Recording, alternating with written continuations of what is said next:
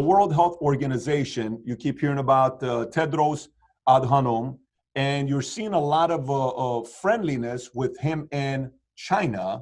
And he's sat down with Xi Jinping. You've seen this before. I'm not the first person that's bringing this up. How much of World Health Organization is being controlled by the influence of China on what to report, what not to report, slow roll, the dates at first, it's not that big of a big deal, it's okay. And then US shuts it down and, oh my gosh, US is racist and they don't care about Chinese people. How could you do something like this? And then they said, no, it's a serious pandemic.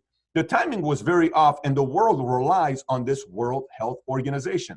Are World Health Organization, Tedros, and China in bed together? Oh, they certainly appear to be that way, Patrick. Okay. You got to look at what the WHO did in this circumstance, and there's no adjective in the English language which describes how bad Tedros and the WHO were. So for instance, I talked about that January 14th tweet where the WHO's helped China propagate the notion that there are no human-to-human transmissions of coronavirus, where WHO, I'm sure, knew that there were. How could they not know about it? I mean, they're a World Health Organization. They've got doctors. Also, on January 10th, WHO came out with a statement to support China's goal of not having countries impose travel restrictions on arrivals from China. So you put those two things together, and it shows that the WHO was very much supporting Beijing's initiatives, and Beijing's initiatives had to be malicious. Also, Tedros did a number of other things. So for instance, in January, he delayed for as long as possible WHO's formal designation of the coronavirus as a public health emergency of international concern. Also, he delayed for as long as possible the WHO's designation of coronavirus as a pandemic, which eventually occurred, I think, on March 11th.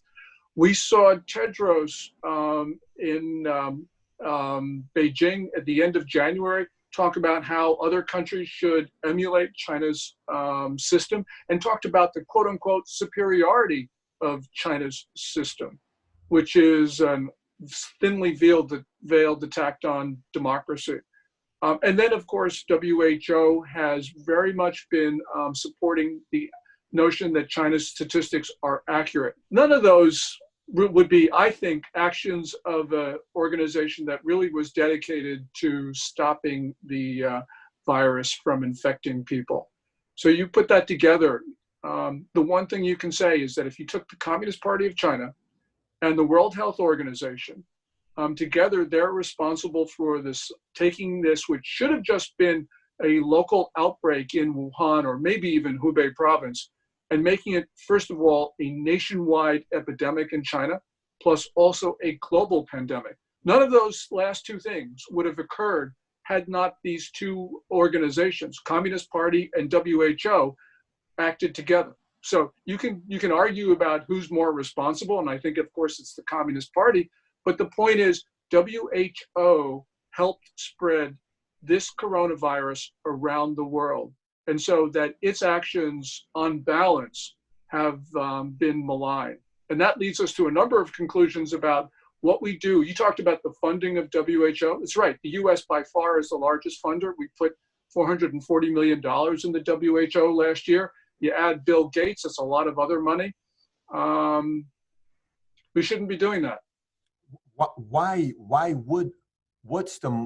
Everything to me is about motive, right? Everything is motive. We get married. Why do you get married? There's a motive. Why do you ask a girl out? Well, there's a motive. Why does she say yes? Motive. Why do you buy a real estate? Motive. Why do you buy a car? Motive. Why do you wear clothes? Motive. Why do we do anything? There's a motive behind it. It doesn't mean all the motive is negative. It just means there's motive behind it. Some negative, right, some positive. Okay. What is the motive between World Health Organization protecting China? That's what I'm curious about. I don't know.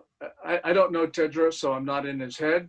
So I can't tell you what his motive is. But you can say that China lobbied very hard for his election as Director General of WHO. He has very leftist tendencies. Maybe there's an answer in there. It's a question. I understand why you're looking at motive.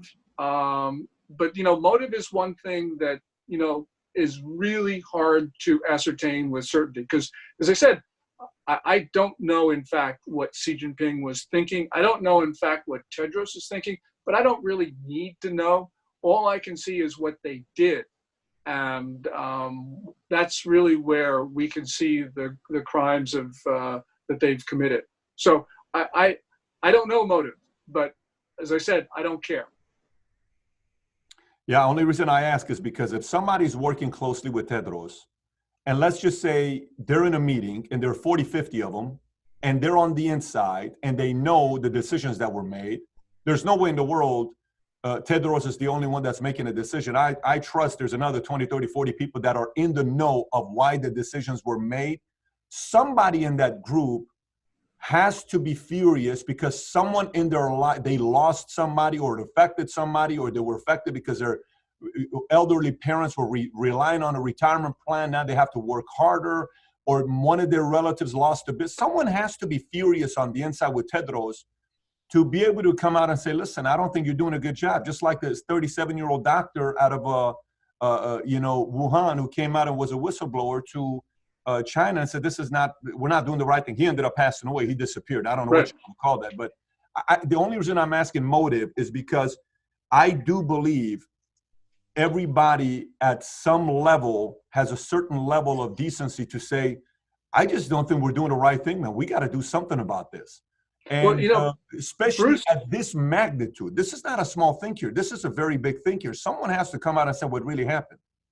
Well, Bruce Aylward, who is, generally been described as the number 2 in WHO, his formal title is Senior Advisor to the Director General. A couple of days ago, he came out with an interview where he said, it was very important for us at an early stage of the outbreak to be able to study this. So we needed China's cooperation, which is really what his message was.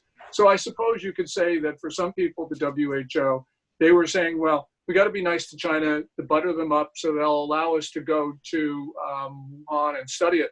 But, as we just talked about, WHO, they stiff-armed WHO in Wuhan. So whatever the motive was, and that's really... What do you mean? You just said WHO stiff-armed WHO? No, China stiff-armed WHO, okay. preventing them from an adequate opportunity to study the virus.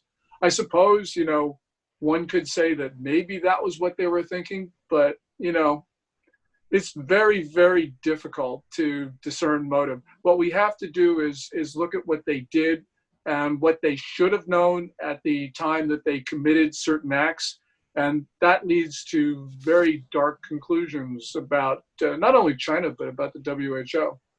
One of the most annoying things that my dad did to me is hold me accountable. I hated it. I couldn't stand it. When I was in the Army, I couldn't stand being held accountable to formation, and you got to get in at 4 o'clock and you got to run and you got to report. Accountability is very annoying. But accountability also builds leaders, and accountability builds trust. One of the things that seems very common here that's missing is accountability. It concerns me when I even brought it up to you earlier. I said, how should China be held accountable at the, world tribunal? And you're like, well, it's not real. We have to figure out a way to get past this.